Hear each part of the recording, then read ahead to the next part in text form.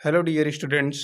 आज हम सब क्लास 12th के पोएट्री सेक्शन से पहली poem character of happy life अध्ययन करने वाले हैं, composed by sir Henry Wharton.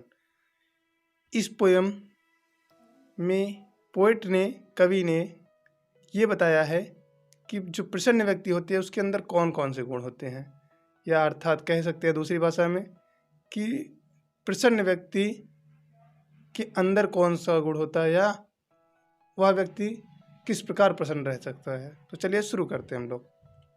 How happy is he born और टॉट, कि जन्म या शिक्षा से वह व्यक्ति कितना प्रसन्न है। दैट सर्वथ नॉट अनदर्स विल्स, जो दूसरों की इच्छाओं के अनुसार कार्य नहीं करता है। जो दूसरों की इच्छाओं के अनुसार कार्य नहीं करता है वह व्यक्ति जन्म और शिक्षा से कितना प्रसन्न है। हुज और मर्स इज हिज ऑनेस्ट थॉट, जिसका कवच इज ऑनेस्ट थॉट, जिसकी एक सच्ची सोच ही उसका एकमात्र सुरक्षा कवच है। And simple truth his utmost skill, और साधारण सत्य ही उसकी सर्वोत्तम कुशलता है। हुज पैशंस, जो व्यक्ति पैशंस अपने भावों मनोभावों को ईर्ष्या, जैसे ईर्ष्या क्रोध, ये सब नॉट आर मास्टर्स आर, जो इन सब की बस में नहीं है बल्कि ये सारी चीज़ें उसके बस में हैं। Whose are souls is still prepare for death, और जो हमेशा मृत्यु के लिए तैयार रहता है।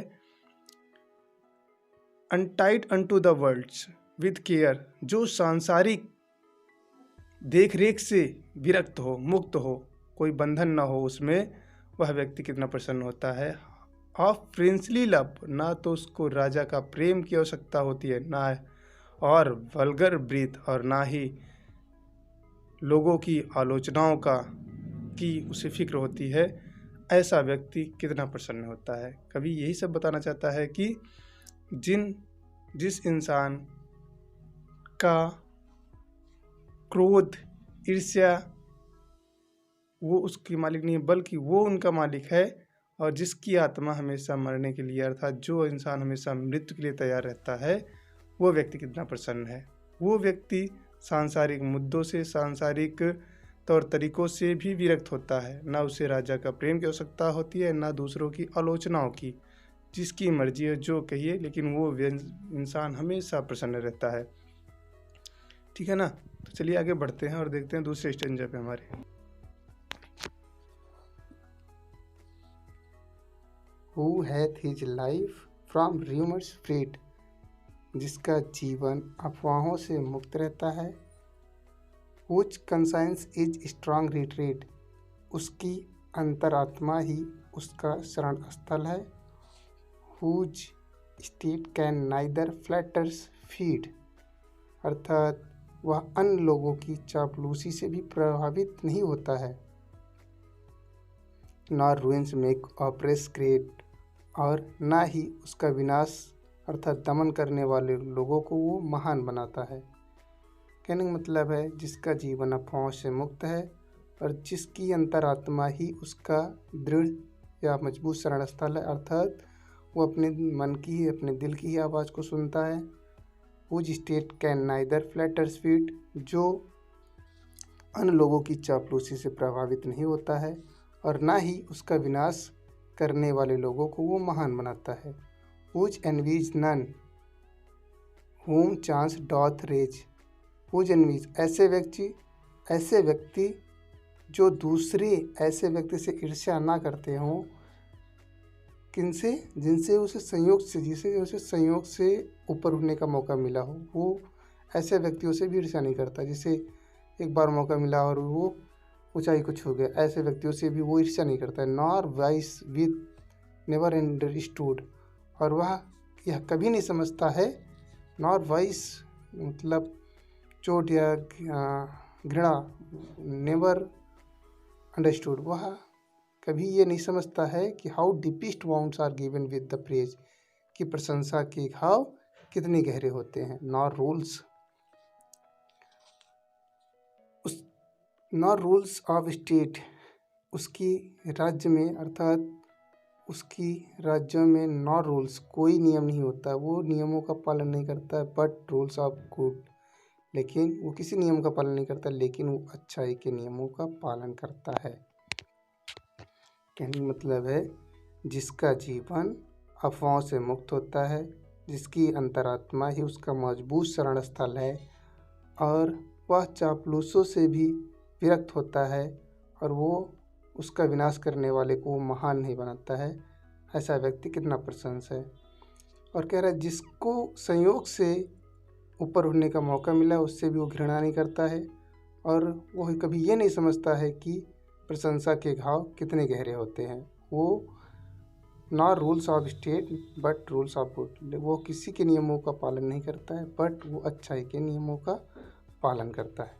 तो यहाँ तक समझ में आया। चलिए अगले अपने 8 लाइन के स्टेंजा पे चलते हैं और देखते हैं उस पर स्टेंजा में है क्या आखिर। ऐसा व्यक्ति दूसरे किसी ऐसे व्यक्ति से ईर्ष्या नहीं करता जिसने संयोग से ऊपर उठने का मौका मिला हो, और वह कभी यह नहीं समझता है कि प्रशंसा के घाव कितने गहरे होते हैं।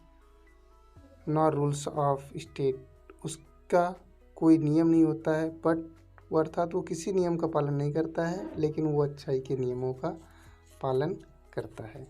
यहाँ तक आपको समझ में आया। चलिए आगे बढ़ते हैं और देखते हैं। Who God doth let and yearly pray more of his grace than give to land। वह सुबह और शाम जब भी उसे समय मिलता था वह ईश्वर की प्रार्थना करता था।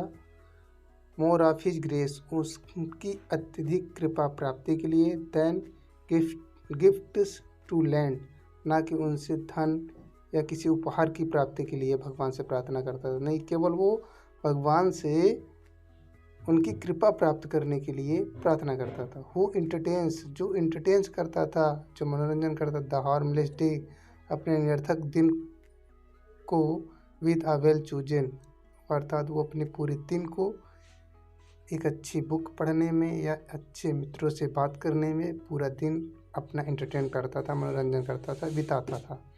This man is free from servile binds, this man is free from servile binds, ऐसा व्यक्ति सांसारिक बंधनों से मुक्त होता है। ऑफ होप टू राइज और फियर टू फॉल, ना उसे ऊपर उठने का खुशी होती है और ना ही नीचे गिरने का भय होता है। लॉर्ड ऑफ हिमसेल्फ, वो स्वयं का मालिक है, दो यद्यपि नॉट लैंड्स, भले ही वो ज़मीनों का मालिक ना हो लेकिन वो स्वयं का मालिक है। And having nothing he hath all, and having nothing, उसके पास कुछ ना होते हुए भी ही हैथ ऑल, उसके पास सब कुछ है। उसके पास कुछ ना होते हुए भी उसके पास सब कुछ है। जिस व्यक्ति को ना तो ऊपर उठने का उम्मीद है और ना ही नीचे गिरने का डर, भले वो ज़मीनों का मालिक ना हो लेकिन वो स्वयं का मालिक है।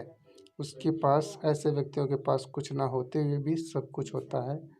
ये प्रसन्न मनुष्य के गुण है। ये कैरेक्टर ऑफ हैप्पी लाइफ की पोएम में ही समाप्त होती है।